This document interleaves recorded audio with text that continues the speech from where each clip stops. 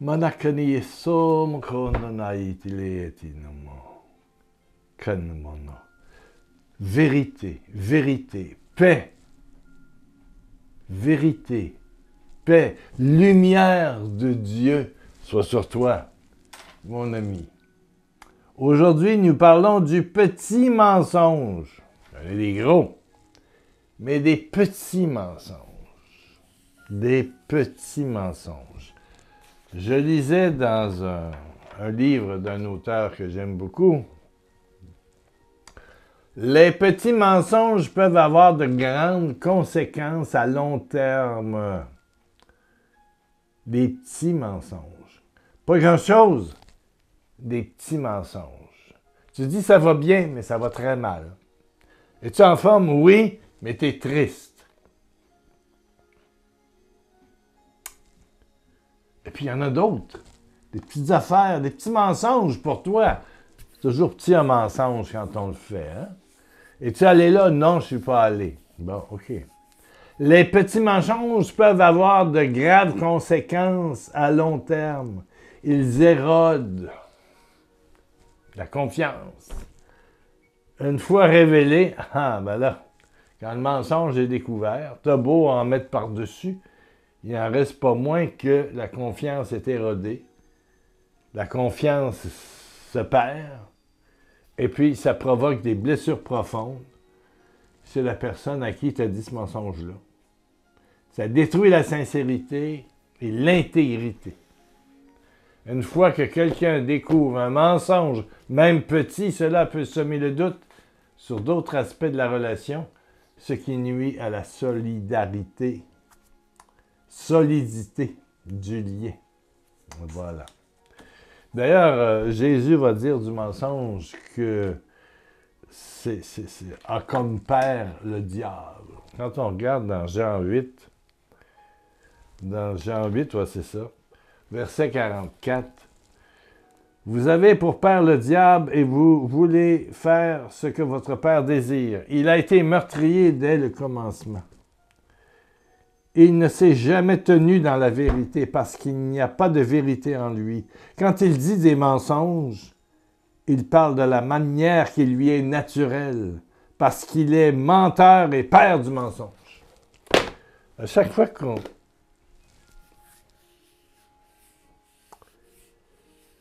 qu'on risque un mensonge, au lieu de dire «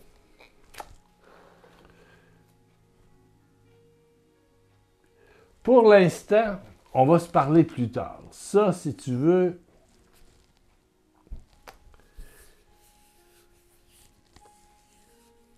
il y a des mensonges. Ma mère appelait ça des mensonges blancs. Quand des gens qui n'ont pas affaire à notre vie privée posent des questions. Là, je parle aux parents. Vous avez des ados, des enfants. Et puis, si vous posez beaucoup de questions, vous voulez tout savoir. Tu dis à ta fille, « Il t'a-tu embrassé, là? Il t'a-tu embrassé? Il t'a-tu donné un baiser long? Il t'a-tu touché les seins? Ou à ton gars, t'as-tu pris de la drogue? T'as-tu fait ci? T'as-tu fait ça? » Plus tu es inquisiteur, inspecteur en chef, commissaire, gendarme, plus pour se protéger, dans son expérience, l'enfant apprend à mentir. C'est souvent un symptôme de quelqu'un qui est très insécure comme père ou comme mère, qui veut tout savoir, et l'enfant, en quelque part, en grandissant, cherche son autonomie. Bon, il fait des expériences.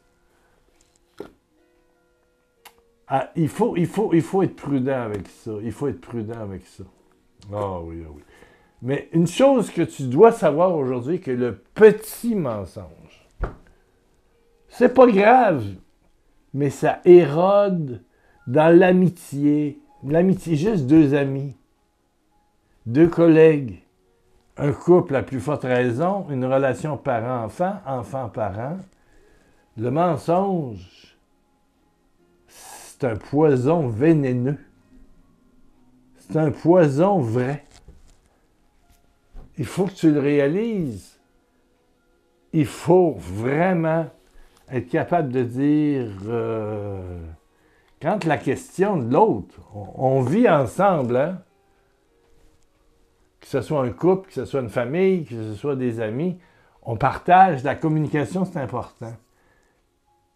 Et quand une question est trop personnelle, va dans ton jardin privé, à un moment donné, il faut être capable de dire, ce genre de question-là, tu n'auras pas de réponse. Ça ne veut pas dire que c'est vrai ce que tu poses comme question. As-tu été voir cette personne-là? Non, non, non.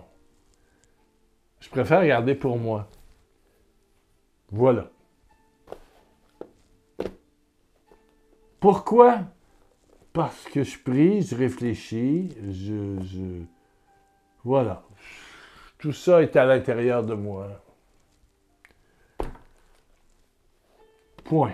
Il faut que ton non soit non, que ton oui soit oui. Puis il y a des non. Ma mère disait qu'il y avait des mensonges blancs, des white sins, des péchés blancs.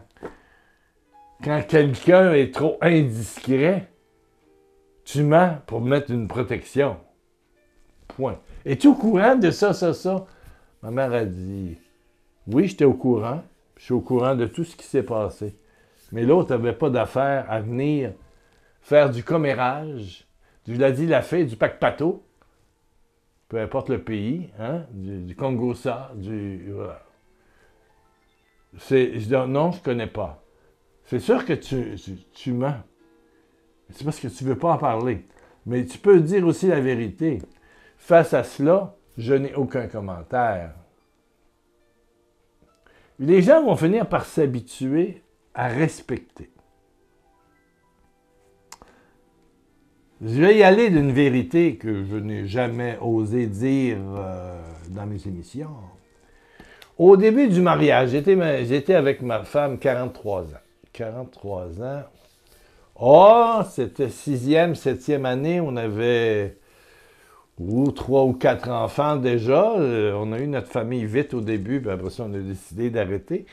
Il y a une très, très, très, très, très, très jolie jeune fille qui s'est pointée. Et qui avait... c'est pas moi qui la recevais pour la direction spirituelle, c'était une religieuse qui était dans notre équipe. Ça arrivait de Berger. Une femme extraordinaire qui est décédée il y a quelques années. Vraiment une sainte, hein? C'est une grande femme. Une religieuse. Et puis, ben, on se parlait, on se voyait, on prenait un café. Un jour, elle me demande d'aller la reconduire à tel endroit. Je m'en allais, donc j'ai dit, monte. Et puis, il s'est créé une forme d'attachement. Je la trouvais très jolie. Hein? Très jolie. Très jolie. Des pieds à la tête. Vous comprenez tout? Bon! Alors, tout à coup, quelques mois plus tard, bon, c'est sûr qu'elle m'appelait des fois. Comment ça va, Pierrot? Bon, on a commencé à créer une forme d'amitié. Une forme d'amitié. Mais on se cachait, hein? Une forme d'amitié. Alors, à un moment donné, mon épouse me dit qu'elle remarque chez moi moins d'affection. J'ai été très affectueux avec ma femme. Des bisous, beaucoup d'affection, de toucher. On était heureux ensemble et on était chaleureux. L'amour dans le couple est fait de beaucoup de petits gestes non sexuels, mais beaucoup de petits gestes qui disent des « je t'aime » au fil du quotidien. Alors, elle me dit, je remarque un peu plus de froideur chez toi. Et tu es sûrement préoccupé. Mais elle me dit ceci, je ne te pose pas de questions. Écoutez, là. Je ne te pose pas de questions sur la cause parce que tu risques de me mentir. J'ai plus peur du mensonge que ce qui se passe. Donc, marié, avoir 4 enfants, ça veut dire que ma femme était occupée, fatiguée, tous des petits-enfants. quand tu en as 4 en 6 ans, 7 ans, ça fait des bébés à couche, puis des petits qui vont à l'école, puis... Elle emmenait large, et moi qui faisais des conférences à tout bout de champ. Voilà, ça. Elle se débrouillait du mieux qu'elle pouvait et fatiguée. Mais moi, j'étais absent par la pastorale, par la mission que j'avais. Et puis, il y avait cette autre fille-là, beaucoup plus jeune, qui avait une vingtaine d'années. Une belle blonde aux yeux bleus avec tout le reste. Hein? Tout le reste venait avec. Donc, elle dit, j'ai plus peur du mensonge que tu vas me dire que de la cause de ta perturbation émotionnelle et dans notre couple. C'est toujours resté en dedans de moi. Un respect infini et elle n'a pas posé de questions. Elle n'a pas voulu en savoir plus. Elle m'a dit, quand tu seras prêt, parle-moi. Je serai ouverte. Je t'aime. Quand tu seras prêt à dire la vérité. Pas de mensonge. C'était un engagement qu'on avait pris, autant Louise que moi, avant de se marier. Ouais. À nos fiançailles, c'était, on se marie pour ne pas se mentir. Il n'y a pas question du mensonge, là. Non. J'ai trouvé ça extraordinaire. Je n'ai jamais oublié cette phrase-là, ce moment-là. Je sais où nous étions. Les enfants étaient couchés. Je vois encore la chose. Là. Je peux vous dire où, quand, comment. Pas comment j'étais habillé, mais où on était assis, puis sur quel fauteuil. Je ne te pose pas de questions parce que le mensonge que tu risques de me livrer parce que tu n'es pas prêt, c'est tout. Tu ne l'as pas absorbé. Et ça a pris 1 an et demi après. C'est sûr que ça a fini avec la jeune fille. Oui. Elle n'avait pas d'avenir avec moi. Non. Et moi, pas d'avenir avec elle. 1 an et demi, lors d'un voyage, on était tous les deux, tranquilles. Pas les enfants. Et là, et tout ça a fini dans un je t'aime. Ouais. Parce que moi, je m'étais pardonné. Je veux dire, au travers de toute cette démarche-là, j'avais mon conseiller spirituel. Avoir un confesseur, c'est important. Ah oui.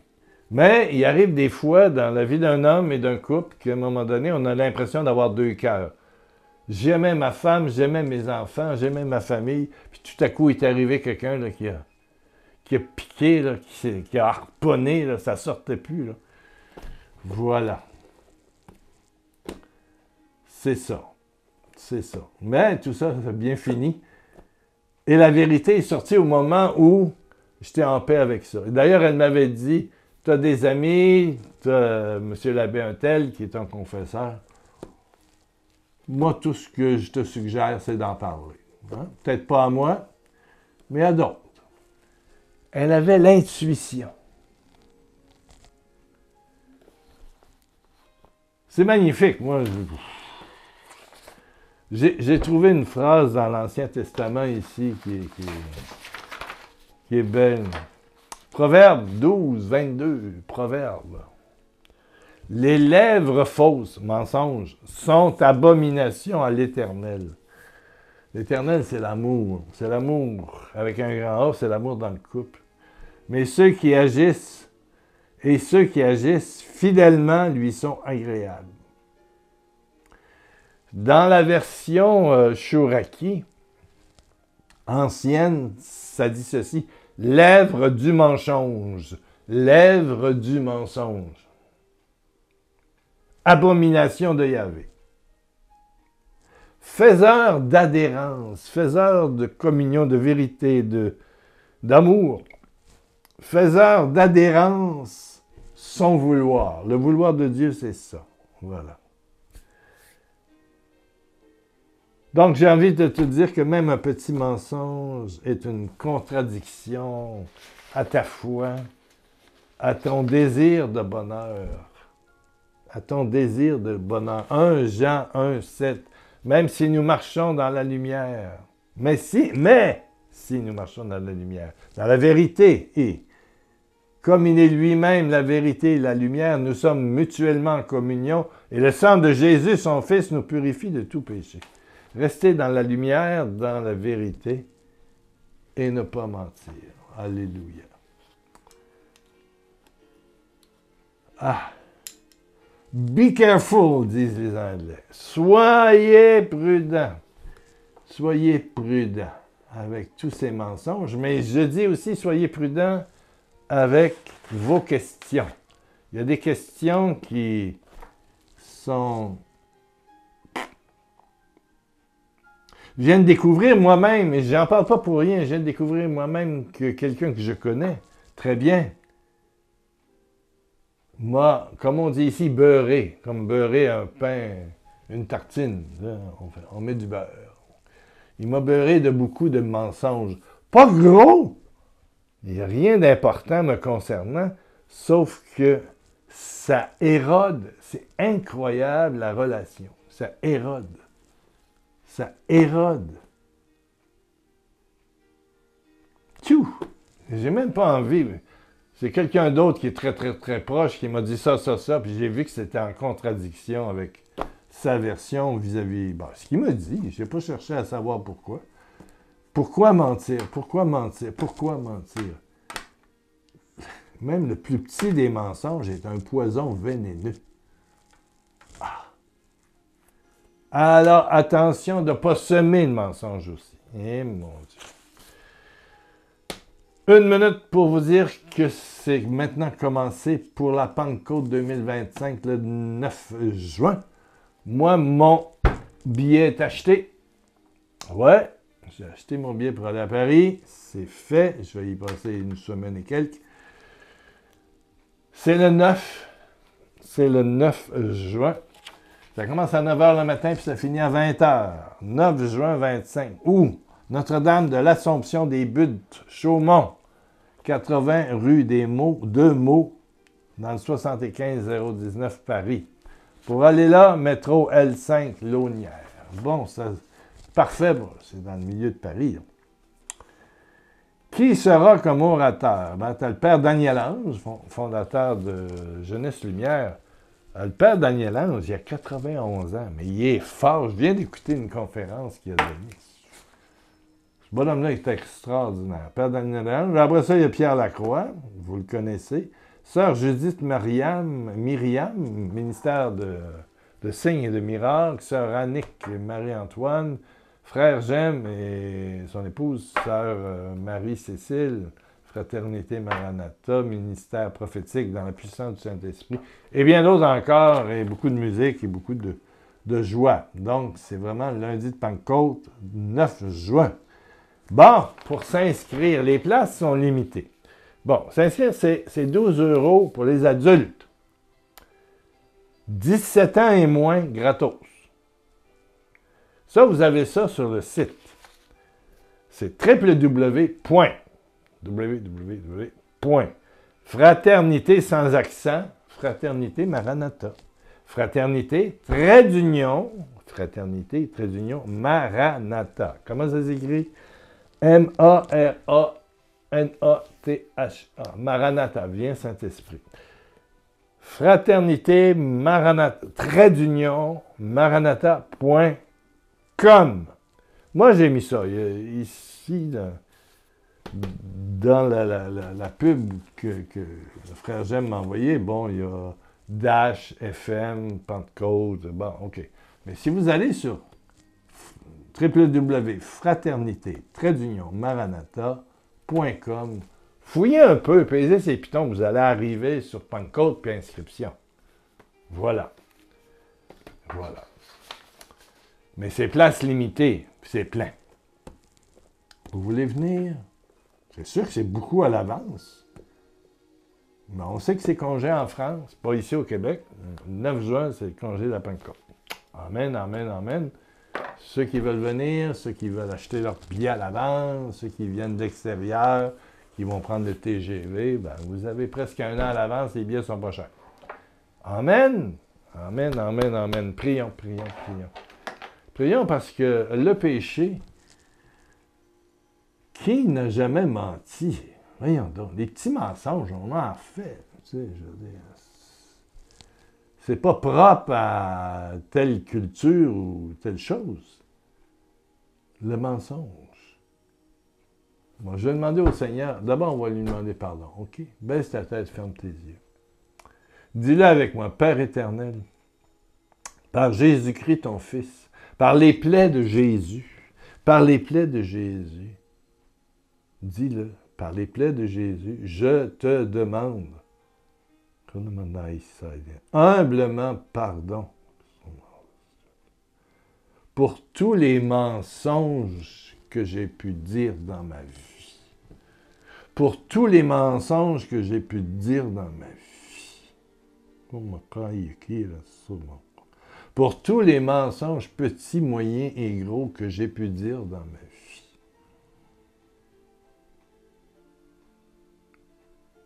Et je te demande, par la puissance de ton Saint-Esprit, Père, de venir rétablir les relations que j'ai brisées par mes mensonges. Je te demande de venir rétablir, guérir les relations humaines et avec toi que j'ai pu briser dans ma vie.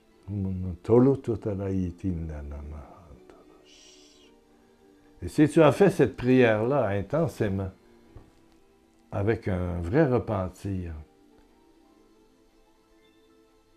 il y a des guérisons qui vont se mettre en marche, au nom de Jésus. Le mensonge rend malade aussi. Le mensonge rend malade. Et voilà que c'est une prière de guérison qu'on vient de faire. Amen, amen, amen. On est dans le 20, 22, 23, oui. On a 7 dons pour le mois. On n'est même pas à la moitié de nos besoins. Je ne sais pas pour vous mentir, c'est ça. Peut-être que le mois d'octobre sera le premier mois depuis 5, 6, 7 ans où on n'a pas atteint le minimum pour payer les frais de comptabilité de studio, de téléphone et tout le reste d'Internet. Et patati et patata. Et puis, il y a des frais, là. J'achète des billets. Oui. Puis je vais faire aussi un voyage en Côte d'Ivoire au mois de juillet l'an prochain. Préparez-vous, les gens de Babi. Préparez-vous, les gens de Babi. Je vais être là. Ouais. Du 4 au 14, 15, 16, je sais pas, 5. Je vous donnerai des détails, mais je vais en Côte d'Ivoire un mois après. Hi! 1 million de gros bisous vrais de Jésus. Tu es guéri. Tu es guéri. Tu es guéri.